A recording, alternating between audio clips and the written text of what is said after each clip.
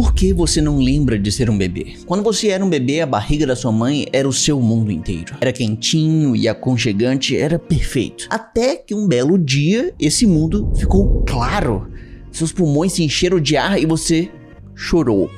E muito. Certamente aquele foi um momento memorável para sua mãe e o seu pai. Mas não pra você. As lembranças de quando éramos pequenos parecem um tanto quanto meio borradas hoje em dia. Enquanto que certas outras coisas que aconteceram mais recentemente são bem mais frescas em nossas memórias. Às vezes lembramos de coisas meio aleatórias, tipo, sei lá, placa de um carro que vimos por acaso, mas você acaba não conseguindo nunca lembrar o que causou aquela cicatriz no seu queixo quando você era tão pequeno. Eu sei que você tem essa cicatriz no queixo. Eu tenho também. Não sei se dá pra ver aqui por causa da barba. Mas... Pois é como se as memórias dos nossos primeiros passos e palavras estivessem escondidas por trás de uma neblina meio misteriosa, em contraste com a nitidez dos acontecimentos mais recentes. Mas afinal, por que nós não lembramos dos nossos primeiros momentos da nossa vida?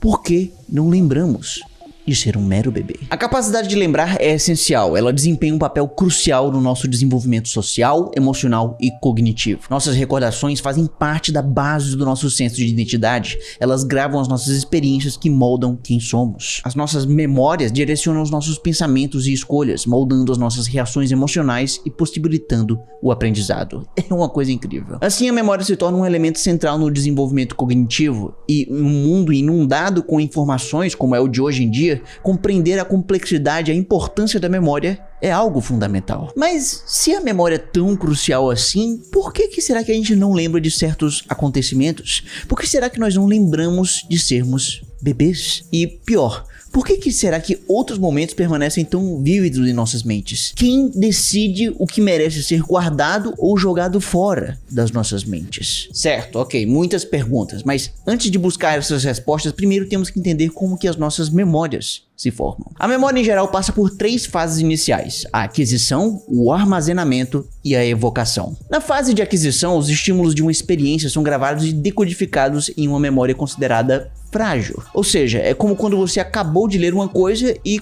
qualquer tropeço você acaba se esquecendo. Se você já estudou para uma prova de última hora, você sabe exatamente o que eu tô falando. Já no armazenamento, a memória é estabilizada para ser consolidada como uma memória de longo prazo. E este armazenamento pode ser fortalecido com treino e repetição. Nesse caso, é como se você já tivesse lido aquela informação mais vezes, e aí já começa a criar uma certa familiaridade. E por fim, temos a evocação. Nessa fase, as memórias que foram armazenadas são recuperadas e trazidas de volta à consciência quando necessárias. Aqui, a informação entra pra valer na sua memória. E, ok, isso é interessante, mas acontece que as coisas na prática são um pouco mais complexas. Nem todas as memórias são criadas como iguais. Existem diferentes tipos de memória. A memória que chamamos de memória de trabalho, por exemplo, diz respeito à pequena quantidade de informações que podem ser mantidas na mente e utilizadas na execução de tarefas. Imagine que você está conversando com um amigo em um ambiente movimentado. Daí ele te dá um número e pede para você ligar para um outro amigo. E enquanto o seu amigo diz o número,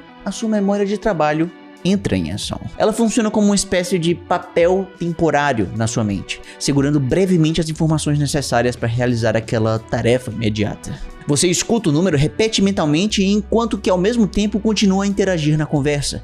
Isso é a memória de trabalho em ação, o multitasking. Ela permite que você processe e utilize informações temporárias, como um número de telefone, para você conseguir realizar uma ação específica. No caso, fazer uma ligação. A memória de trabalho não é completamente diferente da que nós chamamos de memória de curto prazo. A memória de curto prazo pode guardar uma quantidade limitada de informações de forma temporária, em um estado muito acessível. Por exemplo, imagine que você está conversando com uma pessoa com um sotaque estrangeiro e acidentalmente muda a sua fala para combinar com o sotaque desse indivíduo. Nesse caso, você está sendo influenciado por um aspecto até então não consciente da sua memória de curto prazo. Assim, podemos pensar que a memória de trabalho inclui também a memória de curto prazo e outros mecanismos de processamento que ajudam a utilizar essa memória em um curto prazo, e depois ela acaba sendo esquecida. Agora, em contraste a isso, temos a memória de longo prazo, que armazena uma vasta quantidade de informações ao longo da sua vida. Os armazenamentos das memórias de curto e longo prazo têm 2 diferenças bem importantes: na duração e na capacidade. Sobre a duração, podemos dizer que os itens armazenados na memória de curto prazo se degradam desse tipo de armazenamento conforme o tempo passa. Já de longo prazo, dura bem mais. Agora, quando nós estamos falando de capacidade, estamos nos referindo a um limite para a quantidade de itens que a memória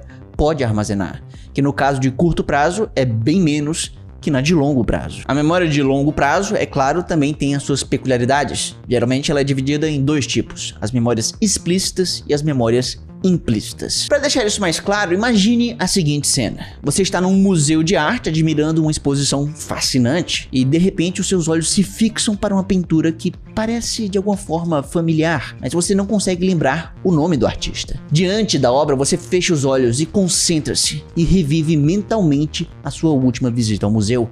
E aí lentamente as lembranças se desdobram. Você estava com amigos, rindo e apreciando a arte. Porque você é um cara refinado, você sabe disso. E aí a imagem do nome do artista surge na sua mente e você se lembra de ter lido sobre ele na última placa informativa. Nessa situação, a lembrança é possível graças à memória explícita. E esse tipo de memória nos permite recordar fatos presentes na nossa consciência, como eventos específicos e conhecimentos sobre o mundo. Ok, isso é fantástico, mas agora vejamos como é a memória implícita. Imagine que uma criança está determinada a aprender a andar de bicicleta. Ela monta na bicicleta, suas pernas tremem, as suas mãos agarram firmemente o guidão e, com o apoio de um adulto, ela dá suas primeiras pedaladas, meio que cambaleando. A bichinha. Mesmo se essa criança passar anos sem andar de bicicleta, quando uma vez que ela aprende, se ela tentar andar de novo, ela vai conseguir sem tanto esforço. E esse feito acontece graças à memória implícita. Essa memória, diferente da explícita, nos ajuda a recordar fatos não conscientes, como falar o nosso idioma de origem ou tocar um instrumento, o que é bastante útil. Tá, mas mesmo quando nós somos já adultos e o nosso cérebro já está mais desenvolvido, tem coisas que nós não conseguimos lembrar, enquanto que outras estão vívidas em nossa mente. O que será que explica isso? E por que é tão difícil lembrar de ser um bebê? Para entendermos isso melhor, vamos precisar do conceito de um outro tipo de memória. Uma memória que está dentro do contexto das memórias explícitas, a que nós conhecemos como memórias episódicas. As memórias episódicas dizem respeito à capacidade de recordar eventos específicos e experiências pessoais em um contexto de tempo e espaço. Lembrar de um evento que aconteceu, né? E aí, para deixar isso mais claro, eu te pergunto: você consegue se transportar mentalmente para a sua festa de aniversário do ano passado? Essa semana tá corrida com as crianças, ajusta meu... Do ano passado?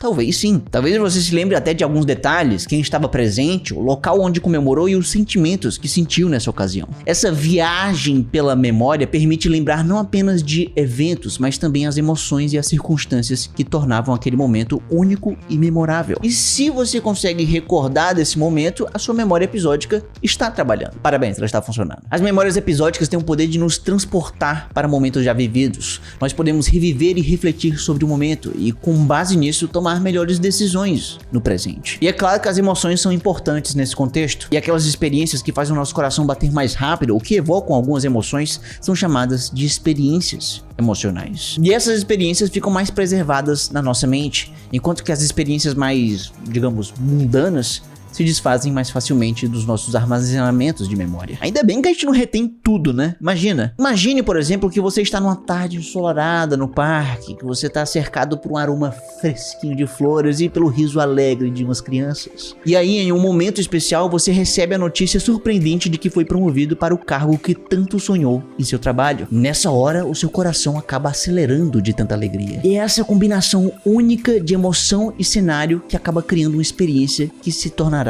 uma memória duradoura. Apesar do cérebro não reter todos os detalhes de forma super precisa, é menos provável que você esqueça dessa experiência. Certo, isso é uma coisa. Agora, em contraste a isso, a essa experiência tão marcante, imagine um outro cenário. Imagine uma manhã comum em que você está procurando as chaves do seu carro em casa. Nada de extraordinário acontece, é apenas um momento da sua rotina. E aí, enquanto você as encontra e segue o seu dia, esse breve episódio de procurar as chaves pode acabar se tornando uma memória meio que mundana demais. A simplicidade da situação, sem elementos emocionais marcantes, muitas vezes faz com que esse tipo de memória seja facilmente esquecido em meio a outras experiências mais significativas. É como se o cérebro decidisse dar menos destaque a eventos cotidianos, deixando-os escapar com facilidade da nossa memória. E aí essas memórias simples, embora parte integrante do nosso dia a dia, muitas vezes desaparecem na vastidão dos acontecimentos mais notáveis registrados pelas nossas cabeças. Ainda bem, porque eu não queria ter que lembrar de todos os segundos da minha vida. A gente já tem preocupação demais já. E num extremo oposto a isso, quando nós falamos de memórias emocionais episódicas, existe um tipo que pode ser ainda mais forte do que qualquer outra: as memórias emocionais negativas. Elas têm um potencial para ser lembradas, viu? Quando acontece uma coisa ruim, é aí que a gente lembra mesmo. As memórias emocionais negativas são carregadas de conteúdos negativos que causam sentimentos desagradáveis ou de sofrimento. Em um acidente de carro, por exemplo, um término de relacionamento ou a perda de um ente querido. Só coisa boa. Os indivíduos normalmente tendem a ter um viés de negatividade em relação às memórias, ou seja, é provável que ocorra um viés de direção a lembranças negativas de eventos ou informações. Esse viés sugere uma tendência para lembrar ou processar mais intensamente informações negativas em comparação com informações neutras ou positivas. E em pacientes que sofrem com um transtorno de estresse pós-traumático, as memórias podem aparecer mais vívidas e cheias de detalhes do que qualquer outras. Aí o negócio fica complicado. Esses pacientes podem ter como sintoma reexperienciar persistentemente um evento traumático, com a presença de lembranças indesejadas perturbadoras, pesadelos, flashbacks, angústia emocional e reatividade física após a exposição a gatilhos traumáticos. Na literatura científica também encontramos um outro conceito associado a pacientes com estresse pós-traumático: o flashbulb memories, ou memórias lâmpada de flash. Poderia ter um nome melhor. Mas enfim, essas memórias se referem a memórias vívidas e altamente detalhadas de eventos significativos e emocionalmente carregados. Essas memórias são frequentemente comparadas à intensidade e nitidez de uma fotografia tirada em uma lâmpada de flash, assim capturando detalhes específicos do momento. E é daí que vem esse nome estranho. Eu mudaria esse nome. Exemplos comuns de flashbulb memories incluem recordações nítidas de eventos como desastres naturais, ataques terroristas ou outros acidentes bem impactantes. E aí, olha só como funciona a mente humana. Olha que curioso. Porque, por outro lado, ao invés de reviver persistentemente esses eventos, também é possível que alguns indivíduos que experienciaram eventos tão traumáticos acabam que indo para o extremo oposto. Eles nem conseguem descrever o evento. Um exemplo real e infelizmente comum é o de uma testemunha que nós não vamos revelar a identidade, uma vítima de tortura sexual diagnosticada com um transtorno de estresse pós-traumático. Após ter sido preparada para testemunhar em várias ocasiões, foi incapaz de descrever os eventos relacionados à experiência em situações repetidas de estupro durante o seu cativeiro durante a guerra. Ela foi descrita na situação de testemunho como uma pessoa com manifestações físicas de tremores em todo o corpo, aumento de transpiração e boca seca. Ela, coitada, teve que inclusive beber água várias vezes para compensar essa boca seca. A psicóloga de apoio à testemunha descreveu ela como alguém que parecia ter dificuldade em lembrar detalhes, até mesmo se questionando por que não conseguia recordar certos momentos. Apesar de parecer meio estranho, isso inclusive aparece no Manual Diagnóstico e Estatístico de Transtornos Mentais. Um dos possíveis sintomas para o transtorno de estresse pós-traumático descrito no manual diz respeito à incapacidade de recordar algum aspecto importante de um evento traumático. Isso acontece devido a um fenômeno conhecido como amnésia dissociativa. A amnésia dissociativa é caracterizada pela incapacidade de lembrar informações pessoais importantes, frequentemente associadas a eventos traumáticos ou muito estressantes. A pessoa experimenta uma desconexão entre a identidade e a consciência, o que leva à incapacidade de recordar partes específicas do seu próprio passado. E é chamada de dissociativa porque está ligada a um mecanismo de defesa psicológico chamado de dissociação. Na dissociação, a pessoa se desconecta emocionalmente ou mentalmente de experiências traumáticas. Então, visto isso, podemos pensar que o nosso cérebro gosta de aprender, mas também gosta de nos proteger. Muitas vezes o nosso cérebro entende que voltar a memórias negativas é importante para que a gente consiga aprender com ela e tomar melhores decisões depois. Agora, por outro lado, algumas vezes essas memórias podem ser tão sofridas e dolorosas que, na tentativa de nos proteger da dor, o nosso cérebro dificulta a evocação delas. Então, no fim das contas, o nosso cérebro está apenas tentando fazer o melhor que pode pela gente. Ok, mas de uma forma geral podemos dizer que o nosso cérebro é muito bom em gravar coisas marcantes.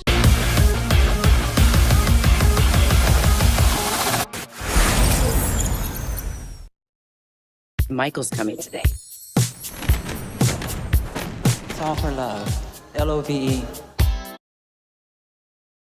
marcantes, mas acontecimentos marcantes não acontecem só quando somos adultos. E os nossos primeiros passos, as nossas primeiras comidas, por que será que nós não lembramos de ser um bebê? Apesar da existência de diversos tipos de memória, como vimos, quando falamos de memória, a maior parte das pessoas assume que estamos falando de memória explícita. E talvez seja por isso que muitos pensam que nós não temos a memória desenvolvida quando somos bebês. Por um tempo acreditou-se que crianças não conseguiam criar representações estáveis de eventos, então não conseguiam lembrar desses eventos. Afinal de contas, não é possível que você consiga trazer à sua consciência eventos e situações que aconteceram quando você tinha, sei lá, 4 meses de idade. Mas depois descobriu-se que a coisa não é bem assim. O fenômeno que se refere à memória subdesenvolvida ou limitada quando somos bebês é chamado de amnésia infantil. Nós não lembramos das coisas quando somos muito novos. Você não consegue lembrar de quando disse as suas primeiras palavras, nem da sua festa de 1 ano de idade. Pelo menos há boas chances que não. Assim, você pode talvez até encontrar algumas pessoas que afirmam se lembrar de determinadas situações quando bebês, mas como saber se são memórias reais ou apenas uma recordação baseadas em fotos ou histórias contadas pelos outros? Talvez sejam memórias falsas. Isso é doido. Em alguns estudos foi observado que nos primeiros 3 a 4 anos de vida existe uma relativa falta de memórias autobiográficas, ou seja, as memórias sobre eventos pessoais. E aí é só depois de mais velhos, até aproximadamente os 6, 7 anos de idade, é que as memórias autobiográficas ganham um aumento aos pouquinhos. Assim nós podemos entender que a memória de eventos autobiográficos não é um fenômeno de tudo ou nada, mas sim algo que se desenvolve gradualmente ao longo dos anos. E esse desenvolvimento vai depender de alguns fatores, como por exemplo, a maturação do sistema nervoso central, o nível de emoção e importância de um determinado evento e a capacidade de contar histórias. Inclusive, a capacidade de contar histórias demora alguns anos para se estabelecer. Ela se desenvolve quando a criança já adquiriu habilidades linguísticas o suficiente para descrever eventos em uma sequência temporal. Tá, então se a nossa memória se desenvolve gradualmente, isso quer dizer que quando nós somos muito bebês, realmente a gente não tem memória nenhuma? Olha, surpreendentemente, na verdade, nós temos sim. Como vimos anteriormente, existem alguns tipos de memória, e nos primeiros meses de vida é possível que já tenhamos desenvolvido uma memória que chamamos de memória procedural. A memória procedural faz parte das memórias implícitas e envolve recordações relativas ao movimento do corpo, como usar objetos no seu ambiente. O exemplo de andar de bicicleta é um tipo de memória procedural, assim como amarrar os cadastros do seu sapato. No início pode parecer meio complicado lembrar da sequência de movimentos exata, mas à medida que você pratica repetidamente, a sua memória procedural entra em ação. Com o tempo, esses movimentos se tornam automáticos e você consegue realizá-los sem precisar pensar muito sobre cada passo em específico. Além disso, também foram feitos estudos para avaliar memórias explícitas em bebês tão novos quanto apenas 6 meses de idade, por meio da imitação. Os pesquisadores viram que esses bebês conseguiam imitar ações em determinadas quantidades de tempo. Por exemplo, os bebês de 6 meses de idade lembram das ações por 24 horas. Enquanto isso, os bebês de 9 meses lembram das ações por 1 mês. Já os bebês de 20 meses de idade lembram por 1 ano. Ó o negócio progredindo aí. Assim, podemos entender que a maneira como a memória melhora com o tempo, medida pelo comportamento, está alinhada ao desenvolvimento do cérebro. Então a questão aqui talvez não seja sobre termos ou não memória quando bebês, mas qual tipo de memória estamos utilizando em determinado momento dessa fase. E apesar dos avanços das pesquisas, ainda existem muitos mistérios a serem desvendados. A complexidade desse fenômeno desperta a nossa curiosidade, mostrando que há muito mais a explorar e entender sobre como a memória funciona. E ao explorarmos a complexidade da memória, reconhecemos a sua importância na formação de quem somos e como enfrentamos o mundo. A memória é uma ferramenta valiosa para aprender com o passado, mas também é moldada por mecanismos de defesa que visam preservar o nosso bem-estar emocional. E como vimos, a memória desempenha um papel crucial em nossa vida, influenciando nosso senso de identidade, direcionando nossos pensamentos e decisões, moldando nossas reações emocionais e permitindo o aprendizado. Ela é essencial para o nosso desenvolvimento cognitivo. Em suma, então, a memória é um verdadeiro tesouro que molda quem somos e como percebemos o mundo ao nosso redor. Desde os primeiros momentos da nossa vida, ela está lá, mesmo que de maneira sutil ou limitada, influenciando as nossas ações e reações. Compreendendo a complexidade desse fenômeno, nos deparamos com um vasto campo de possibilidades, desafios e descobertas. E mesmo com todo o conhecimento acumulado, o vasto território da memória continua a nos desafiar. Nos convida a continuar a nossa jornada de descobertas e aprofundamento nesse fascinante aspecto da mente humana.